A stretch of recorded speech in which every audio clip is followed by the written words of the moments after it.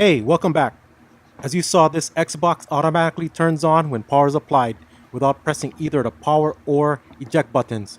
I got this Xbox recently from Savers for $6 with a 25% discount, and it is in really good condition compared to the other Xboxes I've been finding at Savers.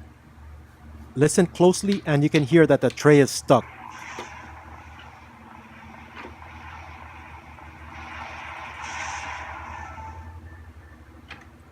Also, this Xbox only turns off when pressing the eject button, and also only turns back on with the eject button as the power button does not respond to presses.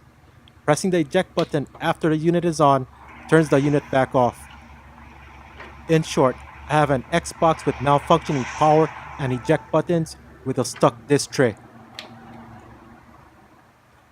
You have found a SegaHolic, where ESD safety is a top priority. This is episode 68, Xbox Savers Rescue Part 2, Power and Eject Button Not Working Fix. If you find that your Xbox is 1. Automatically turning on when plugged in, 2. The power button does not respond, 3. The eject button does not respond, or 4. The power and eject button does not respond, your Xbox more than likely has a broken trace. A few months back, I fixed an Xbox I got from the swap meet back around 2010. This was having the same symptoms as this Xbox. I googled the issue and found a post on ISOZone detailing the issue and fix. It ended up only having one broken trace from something that caused corrosion.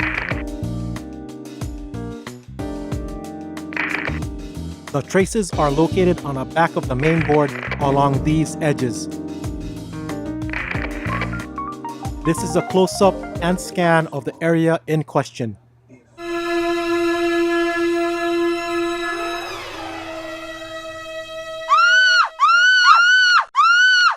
Unbelievably, the corrosion continues along these 4 traces. There even looks to be a solder blob shorting 2 of the traces. Anyway, let's backtrack to the points we can solder wires to and label them. If your eyes are good, you can visually track where the traces lead to a solderable test point or pad beyond the corrosion. Normally you would just do a continuity test, but in this case, the traces are broken or are too close together.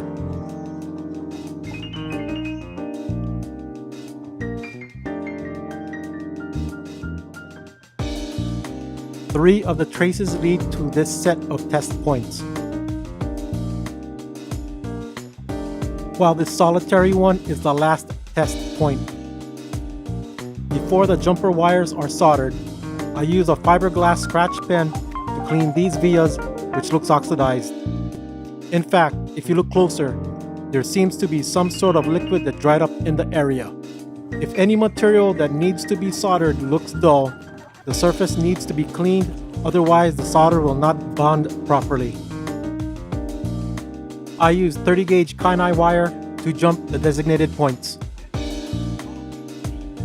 Yay, now for the testing.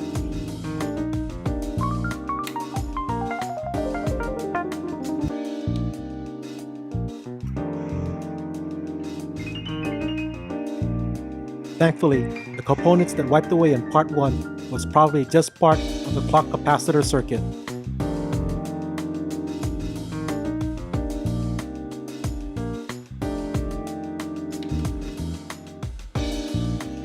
With the buttons working properly, join me next time when the DVD drive is fixed. Subscribe and see you next time. Aloha!